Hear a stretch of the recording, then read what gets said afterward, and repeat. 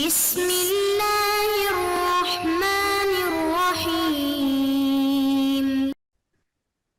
بسم اللہ الرحمن الرحیم الحمد للہ وکفا وسلام علی عبادہ الذین اصطفیٰ اما بعد۔ عزیز طلبہ، نور الایضاح کتاب کی آج ہماری یہ نشست نمبر 78 ہے، اور آج کی اس نشست میں ہم کتاب الصوم کا ایک اہم باب شروع کر رہے ہیں، وہ ہے باب ما لا یفسد الصوم۔ یہ باب ہے ان چیزوں کے بیان میں جو روزوں کو فاسد نہیں کرتی۔ اس باب کو شروع کرنے سے پہلے آپ مفطرات الصوم کو کے کچھ اصول ذہن میں رکھ لیں، وہ بہت ضروری ہے، یعنی روزے کو توڑنے والی چیزیں اور نہ توڑنے والی چیزیں۔ اس کے بعد یہ دو باب آپ کے تقریباً حل ہو جائیں گے، ایک یہ کہ باب ما لا یفسد الصوم کہ کون سی چیزیں ہیں جو روزے کو توڑنے والی نہیں ہے، اور دوسرا یہ باب ما یفسد الصوم کہ کون سی چیزیں جو روزوں کو توڑتی ہے اور اس کی وجہ سے کفارہ یا قضا لازم ہوتا ہے۔ تو یہ دونوں پھر اس سے حل ہو جائیں گی۔ تو اس سے پہلے آپ اصولی طور پر چند باتیں ذہن میں رکھ لیں اور اس کو اپنے پاس نوٹ کر لیں کہ کون سی چیزیں روزے کو توڑنے والی ہے، کون سی نہیں۔ پہلا اصول آپ یوں ذہن میں رکھ لیں کہ اس پہلے اصول کو نام آپ یوں دے سکتے ہیں کہ عوارض، ٹھیک ہے، یعنی روزے کی حالت میں انسان کو لاحق ہونے والی حالتیں اور عوارض، انسان کو جو حالات پیش آتی ہیں روزے میں، ٹھیک ہے، وہ احوال یا وہ عوارض وہ کتنے ہیں؟ 8 ہے، ٹھیک ہے۔ یہ اصولی بات ذہن میں رکھ لے کہ انسان پر روزے کی حالت میں جو عوارض اور حالات پیش آتے ہیں وہ کتنے ہیں؟ 8۔ نمبر 1 ہے نسیان، ٹھیک ہے، نسیان کا مطلب ہے بھول جانا۔ نمبر 2 ہے غلبہ، کہ کسی چیز کو غیر اختیاری طور پر کوئی چیز انسان کے یعنی کوئی گرد، کوئی غبار وغیرہ انسان کے حلق میں چلا جائے، غیر اختیاری طور پر کوئی چیز انسان کے بدن میں داخل ہو جائے، اس کو کہتے ہیں غلبہ، غالب آ جانا۔ اکراہ، نمبر 3 اکراہ، زبردستی۔ نمبر 4 ہے خطا، غلطی۔ نمبر 5 ہے نوم، نیند، سونا۔ نمبر 6 ہے اغما، بے ہوشی۔ نمبر 7 ہے جنون، پاگل پن۔ اور نمبر 8 ہے جہل، کہ جہالت ہے، پتہ نہیں ہے اور کوئی چیز کھا لی یا پی لی اور اس وجہ سے، ٹھیک ہے۔ تو فقہائے حنفیہ کے ہاں اس میں صرف 3 چیزیں جو ہے وہ مانع افطار ہے، 3 ان 8 میں سے۔ مانع افطار کا مطلب کہ ان 3 چیزوں کی صورت میں انسان کا روزہ نہیں ٹوٹتا، باقی صورتوں میں اگر کوئی چیز انسان کے پیٹ میں چلی جائے، کوئی چیز داخل ہو جائے تو پھر انسان کا روزہ ٹوٹ جاتا ہے۔ وہ 3 چیزیں، وہ 3 کون سی ہے؟ نمبر 1 ہے نسیان، بھول کر کھانا، بھول کر پینا، بھول کر جمع کرنا۔ نمبر 2 غلبہ، کوئی چیز، کوئی غبار، کوئی دھواں غالب آ گیا آپ پر اور آپ کے خود غیر اختیاری طور پر آپ کے حلق میں چلا گیا۔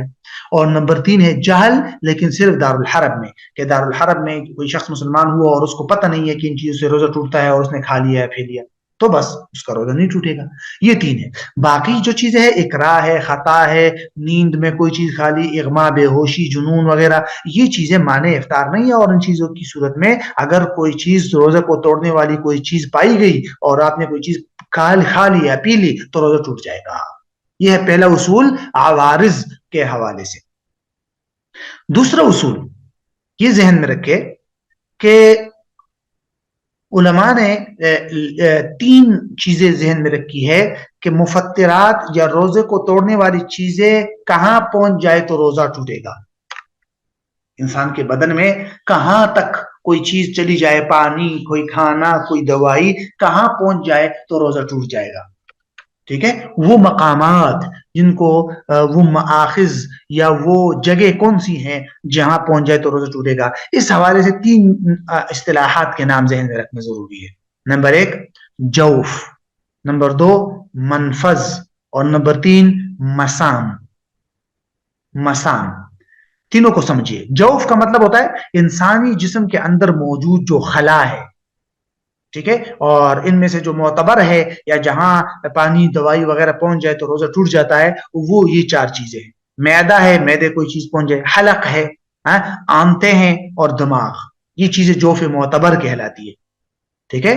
معدہ، حلق، آنتیں اور دماغ، یہ جوف معتبر ہیں۔ یہاں اگر کوئی چیز پہنچ جاتی ہے تو وہ روزہ ٹوٹ جائے گا۔ جیسے آپ سگریٹ پی لے، حلق میں دھواں چلا گیا تو روزہ ٹوٹ جائے گا، ٹھیک ہے۔ تو اس کو کہتے ہیں جوف معتبر۔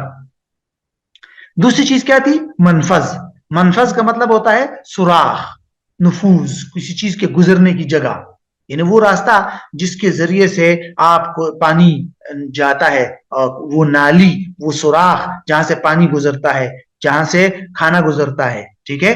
تو یہ منفذ یا وہ سوراخیں جو انسان کے بدن میں ہیں، وہ سارے کے سارے انسان کے بدن میں جو سوراخیں ہیں وہ دو قسم کی ہوتی ہے. نمبر ایک قدرتی سوراخ یا قدرتی منافذ، جیسے ناک کا سوراخ، منہ کا سوراخ، کان کا سوراخ، نیچے انسان کی شرمگاہوں کی سوراخ ہے. نمبر دو منفذ کی دوسری قسم ہے جو پیدائشی اور قدرتی نہیں ہے، بعد میں کسی وجہ سے بن گئی، کوئی زخم لگ گیا آپ کے پیٹ پر، کوئی ٹھیک ہے، اور اس پیٹ سے اندر کی طرف راستہ بن گیا، ٹھیک ہے. تو اب یہاں کون سا راستہ معتبر ہے؟ ٹھیک ہے، جس سے کوئی چیز گزر کے جائے گی نیچے حلق تک یا معدے تک، تو کون سے راستے سے کوئی چیز جائے گی تو روزہ ٹوٹے گا، اور کون سے راستے سے جائے گی تو روزہ نہیں ٹوٹے گا؟ امام ابو حنیفہ تو فرماتے ہیں کہ بھئی ہر قسم کا منفذ معتبر ہے، قدرتی ہو ناک، منہ کا شرمگاہ وغیرہ، یا غیر قدرتی ہو کوئی زخم وغیرہ، کسی بھی راستے سے چلی جائے، ٹھیک ہے. لیکن حضرات صاحبین کی رائے یہ ہے کہ قدرتی منفذ کا تو اعتبار ہے، لیکن غیر پیدائشی قدرت کے یعنی منفذ یا سوراخ کا اعتبار نہیں ہے، ٹھیک ہے. یعنی اگر زخم وغیرہ سے کوئی چیز جائے گی تو اس سے روزہ نہیں ٹوٹے گا. باقی منہ، ناک اور وغیرہ سے کوئی چیز، کان وغیرہ سے کوئی چیز جائے گی تو روزہ ٹوٹ جائے گا. آنکھیں اس میں داخل نہیں ہے، آنکھوں کی بات بعد میں آئے گی، ٹھیک ہے. البتہ کان کے بارے میں موجود علماء یہ کہتے ہیں کہ اگر کان کا سوراخ جو ہے پردہ پٹا ہوا نہ ہو تو پھر اس سے روزہ نہیں ٹوٹے گا، کہ کوئی، لیکن قدیم علماء کہتے تھے کہ ٹوٹے گا. تو بہرحال تیسری چیز کیا ہے؟ مسام. مسام کس کو کہتے ہیں؟ مسامات. اللہ تعالیٰ نے جو انسان کے جلد پر بے شمار چھوٹے چھوٹے سوراخ بنائے ہیں، جیسے آنکھ ہے، اور یا انسان کے بدن پر جو بال لگے ہیں، ان بالوں کے جو سوراخ ہے جس سے تیل کا اثر اندر چلا جاتا ہے، آپ تیل لگاتے ہیں، کوئی اور چیز لگاتے ہیں تو اندر چلا جاتا ہے، ٹھیک ہے. یہ جو مسامات ہے، تو ان مسامات سے اگر کوئی چیز اندر جائے گی تو روزہ نہیں ٹوٹے گا.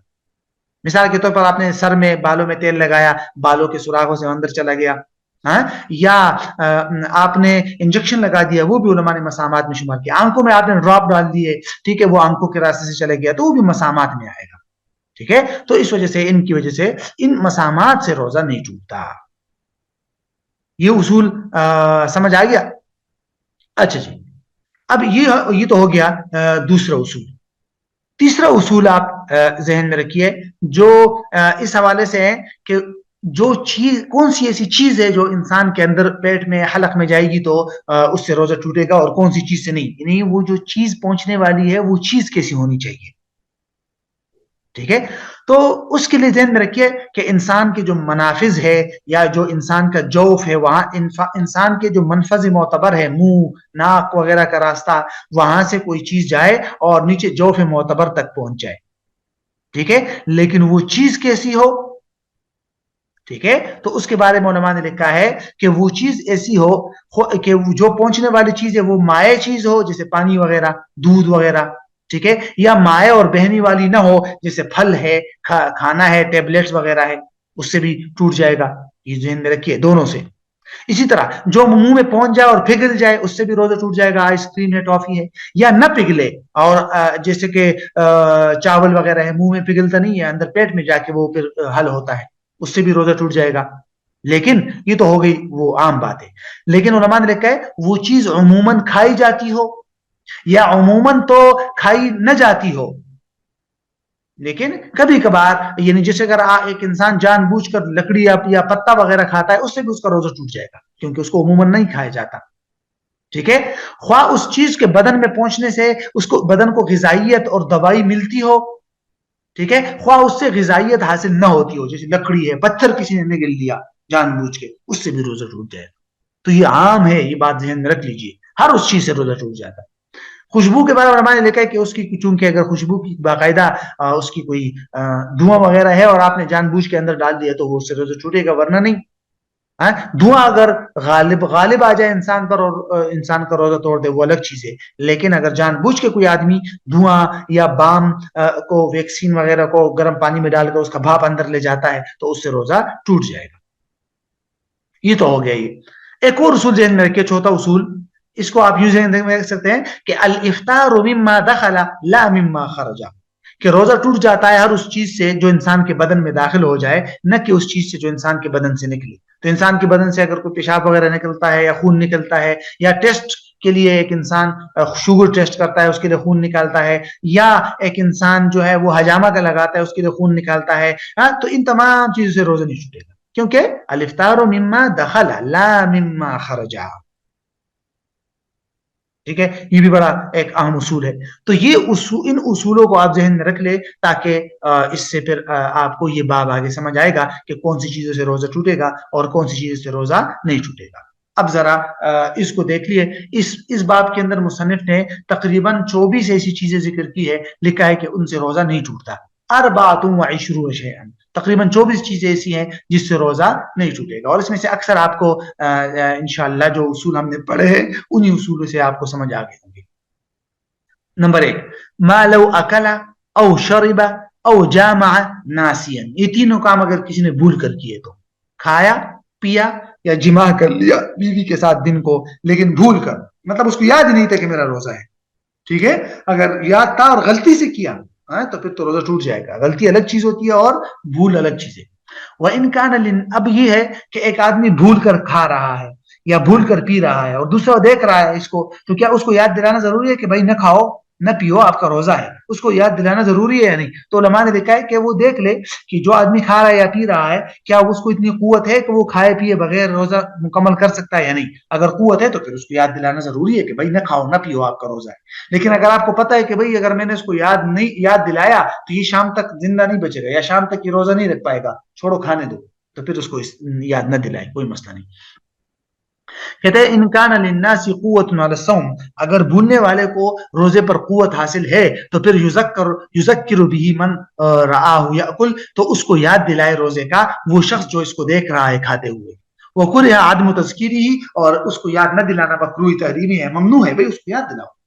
لیکن وَإِن لَمْ تَكُنْ لَهُ قُوَّةٌ، اگر اس کی اتنی قوت نہیں ہے روزہ مکمل کرنے کی تو پھر بہتر فالأولیٰ عدم تذکیرہ، پھر بہتر یہ کہ اس کو یاد نہ دلائے، بس چھوڑ دے، اس کو بھول کر اللہ تعالیٰ نے کھلا دیا پلا دیا تو کوئی مسئلہ نہیں. او انزل بنظر، یا کسی کو انزال ہو جائے، منی نکل جائے، نظر بد نظری کی وجہ سے، غلط چیز دیکھ لی اور اس کا انزال ہو گیا، نہیں ٹوٹے گا.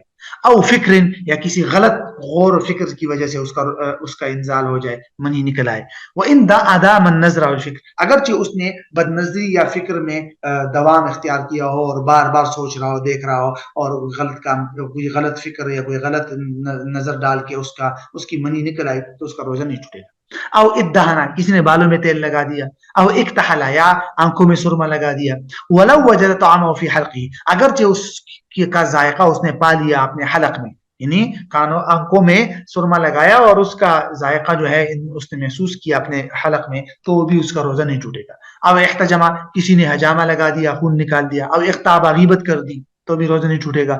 او نوال فطرہ ولم یفطر، یا کسی نے ذہن میں نیت تو کر لی روزہ توڑنے کی لیکن روزہ توڑا نہیں، یعنی ذہن میں کہا کہ بھئی میں روزہ توڑنا چاہتا ہوں یا میں نے روزہ توڑ دیا، بس صرف ذہن میں نیت کر لی لیکن کوئی چیز کھائی پی نہیں ہے، روزہ توڑا نہیں ہے تو نہیں چھوٹے گا. او دخل حلقہ دخانا بلا سنعہ، یہ وہ غلبہ والی صورت ہے، یاد ہے آپ کو میں نے بتائی تھی کہ اس کے حلق میں دھواں داخل ہو جائے لیکن اس کے سنع اور اختیار کے بغیر اس پر غالب آ گیا کوئی دھواں وغیرہ تو پھر ٹوٹ جائے، نہیں ٹوٹے گا. لیکن اگر جان بوجھ کر اس نے توڑا ہو تو پھر تو ٹوٹ جائے گا، وہ ہم نے پڑھ لیا ہے، اس کی تفصیل آپ کے سامنے بتا دی، میں نے عرض کر دی اس کی تفصیل. او غبار، یا کوئی غبار اس کے حلق میں بغیر اختیار کے داخل ہو جائے. ولو غبار الطاحون، اگرچہ چکی کا غبار ہو، چکی پیستے ہوئے کوئی غبار بلا اختیار انسان کے حلق میں چلا جائے. او ذباب، کوئی مکھی چلی جائے. او اثر طعم الادویہ فیہ، یا دوائی کے ذائقے کا کوئی اثر چلا جائے اور اس کو اپنا روزہ یاد بھی ہو، اگرچہ روزہ یاد ہو لیکن یہ چیزیں اگر اس پر غلبہ پالے اور اس کے اختیار کے بغیر داخل ہو جائے تو اس کا روزہ نہیں ٹوٹے گا.